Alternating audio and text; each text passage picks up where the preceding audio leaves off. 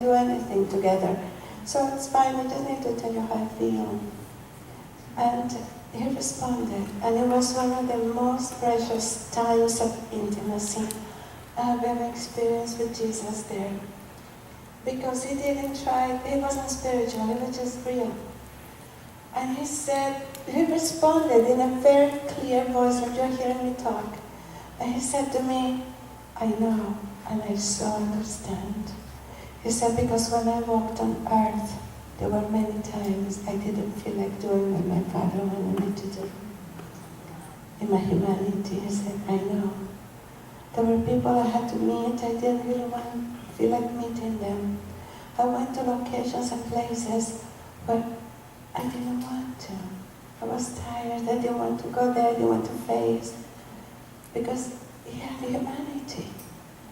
He said, but I did it for the same reason that you're going to Germany tomorrow, for my Father. For the love of my Father, because I love my Father, I did it for him. He said, and I know that's the reason why you're doing it, because you love our Father. And at that moment, everything changed. It was I still was tired. I still was, oh, Jesus. You know, but it was like this camaraderie took place. We linked arms together. We understand each other. We can do this together. You see, and I did it, and it was wonderful.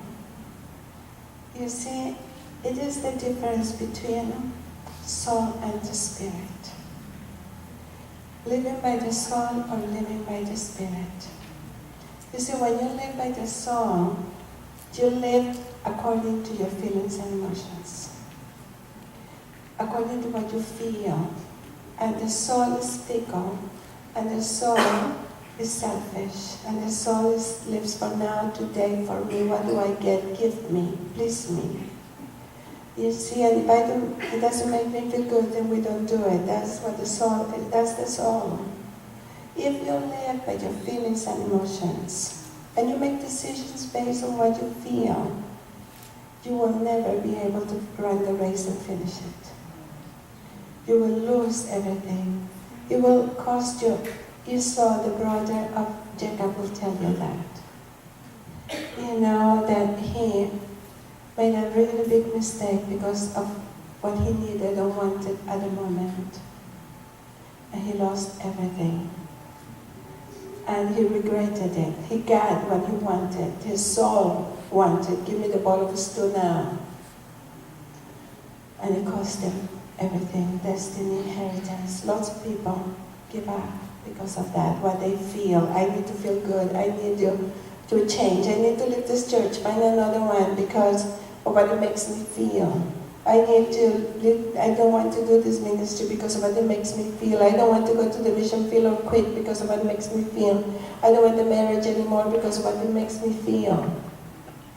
And you end up losing and regretting a lot. That's the soul. When you live by the soul, you cannot be trusted. People who live by the soul are double-minded and unstable in all their ways. You cannot be trusted if you live by the soul. Because one moment you're doing it, the next moment you don't feel like it. And so you cannot be trusted. Leaders cannot trust you, but we can trust, you know. We take it lightly when they commit to doing something because we know if you get staff or something, they're going to quit. You see, but when you live by the Spirit, living by the Spirit is living by decisions according to what God has said and decisions that please the Father. What pleases Him, that's what we do. It doesn't matter what I feel. If we ask for it and it pleases Him, then we'll do it. Regardless of whether I like it or not, what I feel or don't feel, it doesn't matter. If it pleases my Father. If He said that, then we do it. And we live by decisions based on the Word of God and what pleases the Father. People who live that way are not controlled by their emotions. We still deal with emotions, of course, but we don't live by our emotions. What we feel doesn't determine what we do or how we live. People who live by the Spirit are reliable, trusted and are steady. People live by the soul are roller coaster people. Up and down and around and everything, unstable. But when you live by the Spirit, you will reach the goal, you will fulfill your destiny, you will finish the race, you will accomplish what God wants to do. He can use you and trust you till the end because He knows you will walk it till the end. So, you see, these things make us to keep on going regardless. And the grace of the Holy Spirit is always there to meet us, to lift us up, to strengthen us, to give us the portion that we need to do it. Without the grace of the Holy Spirit, we can't at all do it. Another thing I learned, I have an amazing story about feeling God or not when we minister. This was a gazillion years ago, and I was used that, the prophetic, there was always flowing and always there, it was always there for me. So it was easy for me to minister because I would just look at people and know. Because it was present and future with a glance. Words of knowledge will flow, visions, revelations were always available, flowing. So I could rely on that to minister at all times. And, many times when Evan and I would be ministering, if we had nothing, if I even had nothing to start, he would get me to start because he knew. It was available, it's always something. And I would see you have something or whatever, I always had something. But then one day, everything dried up. It was like somebody closed the tap. And I was standing there, nothing. There was nothing, no revelatory anointing, everything was. And I was freaking out. And so I thought, okay, that probably this means I can't minister anymore, it's not flowing. And all I kept hearing audibly from God was, prophesy, prophesy, prophesy. I could hear the words of God to Ezekiel, son of man, prophesy, over and over and over. And I kept saying, but I have nothing. Everything is gone. How can I prophesy if everything is gone? And that's all I kept hearing. For 3 months, we had more ministry scheduled for those 3 months than we had the year before. And I had nothing. It was the well was dry, everything was dry, and it wasn't good. I stood there, and all I kept saying was prophesy from heaven. For 3 months, not anything else, prophesy. And so one day we were ministering in a church, the first time after everything dried up, and Ivan was speaking, and then I was going to go prophesy. And Ivan said to me, the pastor said, we have this time, so figured about 20 people, call out 20 people, and I stood there for the first time in my life, and everybody looked the same, there was nothing. Nothing was, I couldn't see anything, I couldn't hear anything, I couldn't perceive anything, I couldn't discern anything. And I stood there and I thought, really? Any 20 people would be the same right now. Doesn't matter. I called 20 random people to the front. That was the scariest thing ever. And I said to the Lord, here I am. And I stood in front of the first person, opened up my mouth, and went down the line of 20 people to the end, with nothing to give to anybody. And then people were, saying, this was right on, and this and that, and I kept thinking, really? I'm sure you're making it up. Because I didn't feel anything. For 3 months, I couldn't pay anybody to find the presence of God around me. Well, I couldn't feel a thing. Couldn't experience anything ministering. It was like he went for coffee every time he stepped up to minister. He left the building. And, and I felt dry, I felt empty. And the command was prophesy. And then, time continued and kept on doing it. Stepping into complete faith, blind faith, stepping out on a limb. I'll open my mouth and he will feel it. That's what the Bible says. It was as stretching as I could possibly experience. Then one day, 3 months later, we were in our home having dinner. The pastor called to say the 3 worship teams were gathering that night, and he would really like Evan and I to come and prophesy over everyone in the worship teams. So there were about 60 people. So we came over. By then, I just kept thinking, well, who cares? Here I am, like nothing had changed. Like, so I honestly was not getting anything out of it except for being stretched. And learning obedience, and learning discipline, and learning all these things that I needed to learn. And learning not to rely on what I experience, what I feel, what I sense at all. That those things can be deceiving, so not reliance on anything but God to feed the children. And He put me in the hunger of the children, and that's it. So, they were there, and as I began to prophesy over people, some people began to say, Rick Joyner just prophesied that over me last month. And I thought, really? Oh, it's exciting. And I remember thinking, where's the pastor? I need the pastor to hear this. Because I was feeling so, I need a validation somehow. My soul had been through this terrible wilderness. And I thought everybody knew I was in this wilderness, but apparently they didn't. But I was like, where's the pastor? I wanted to hear that. Then somebody said, Paul Kane gave me that word last week, and I thought, thank you, Jesus, we're hitting something here.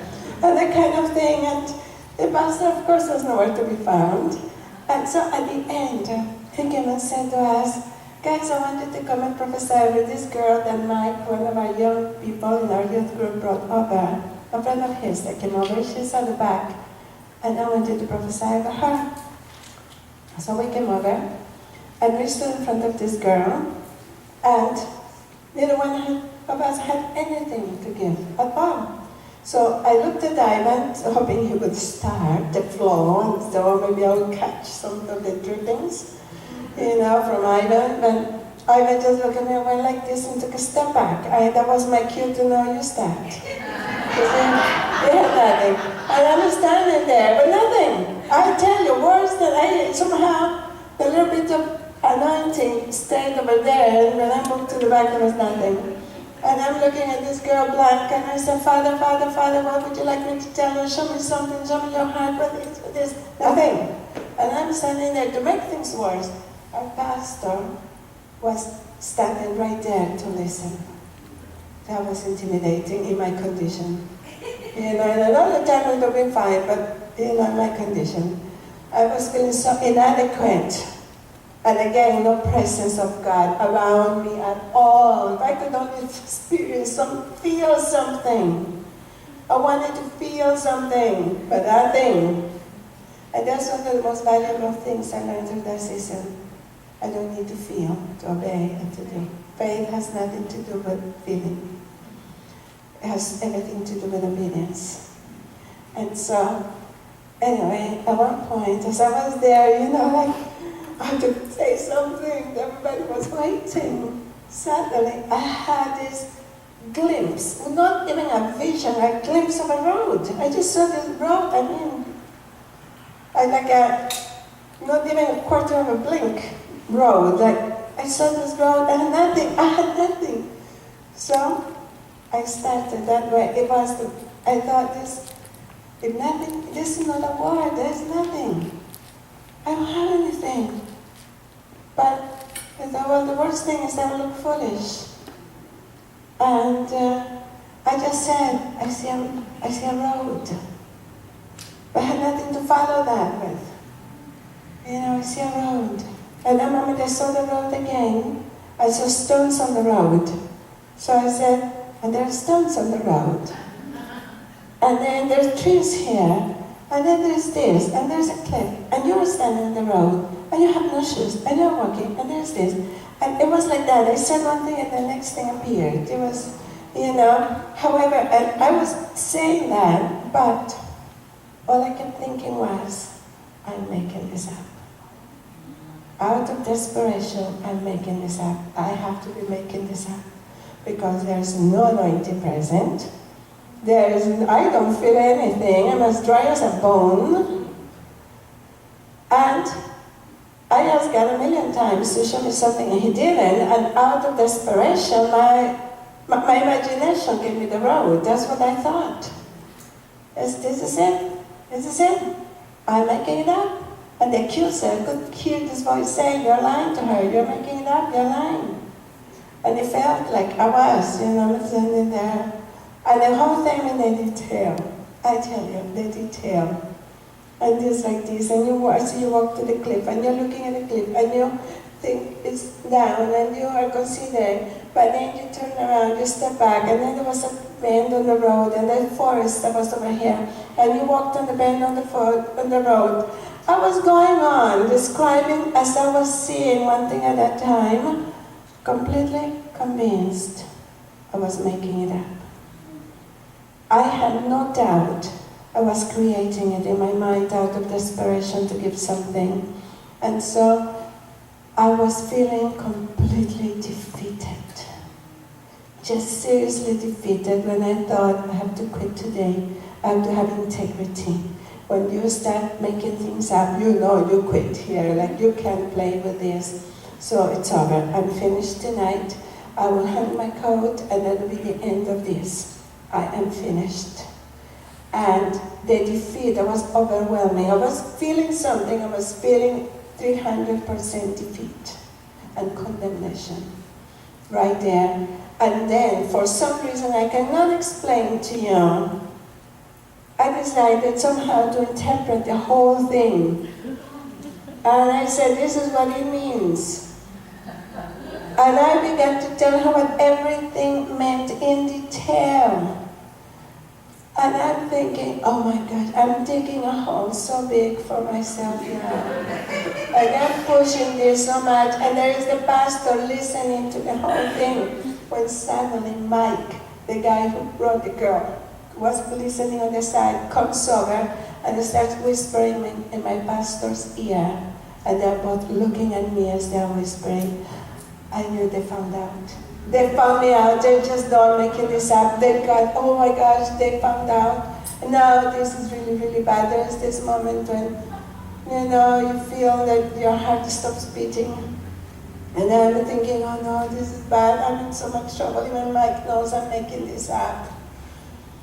And I wanted to run away so badly, like Elijah when he ran to the cave. I wanted to die. And I was there in this big emotional mess, and defeated, feeling the defeat, the condemnation and everything. And so I finished interpreting the whole thing, and the girl was looking at me with a very straight face, she wasn't showing any emotion, anything, she was just staring, her eyes were just like, and I thought she probably knows I'm making this up too. That's why she's staring at me like that, because she knows. She doesn't believe it, nobody believes this. It's not God talking, and I was being, fed all those thoughts, could hear, this voice of the accuser whispering these things. And so, at least if she had cried or something, you think, okay, something is happening, so must be God. There was nothing to go by.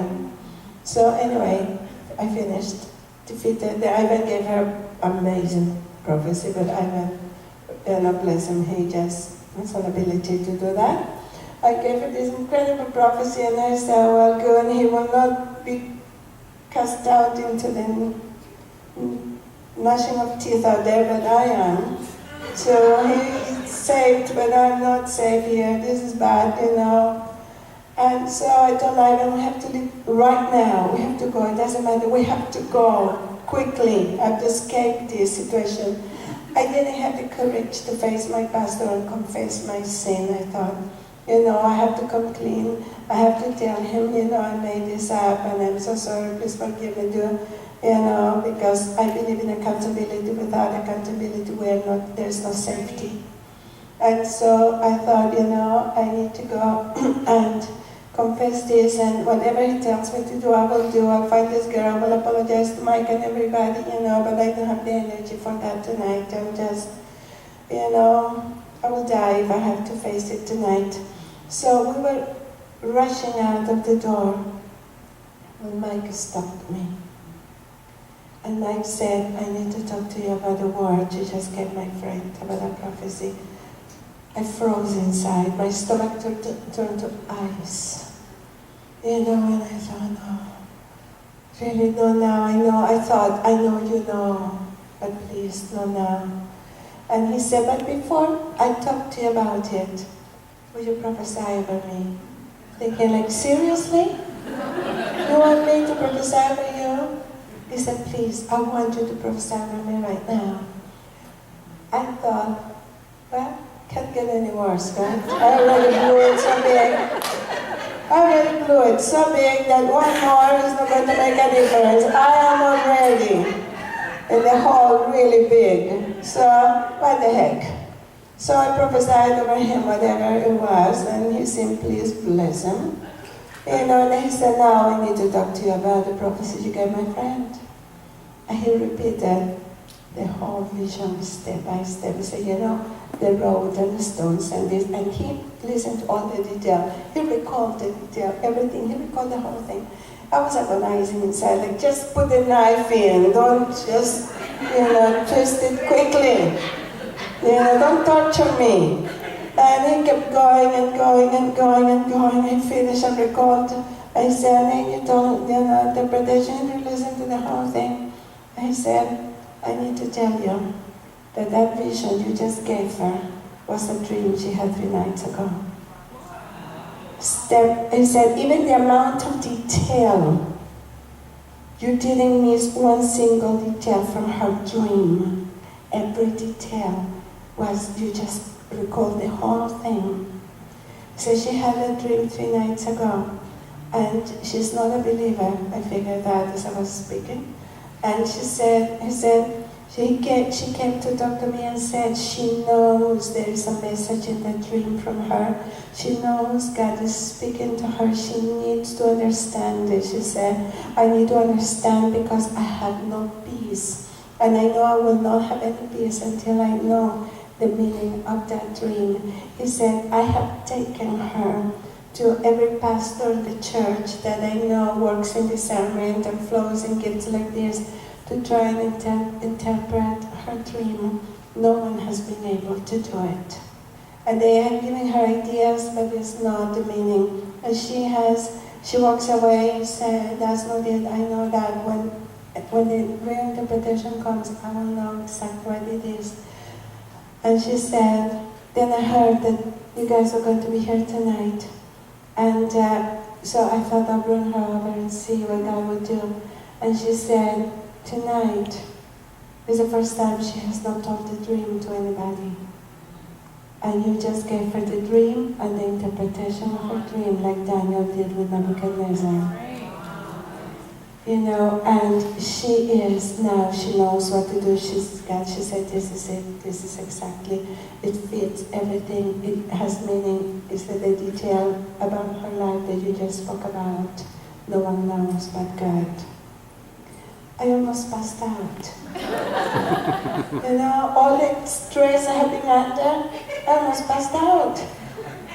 And I'm looking at Ivan, Ivan just smiling, behind me, and I did CPR or something. Like, seriously? And at that moment, everything got released to another level again. I learned, it was one of the most intense seasons of training in my life by God. That it is not what I feel, it is not what I see, it is not expressions of people, it is not what I experience. It's faith and obedience. And I don't have to get anything. I just serve and trust that God has spoken and move on. That took me to a whole other level of the prophetic. It was very expensive, cost me a lot, but it was worth it. Not to rely on the gift of the anointing, on anything but God Himself alone. Right. Yes, dear. A question?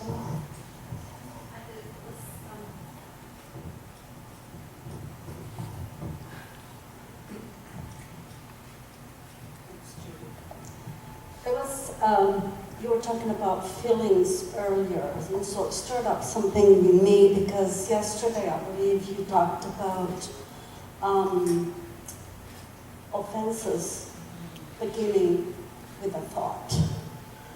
And so driving home, and I always drive, I'm thinking about that and thinking about occasions where dealing with Christians, that people at times are offended due to misunderstandings. I think we're all familiar with that.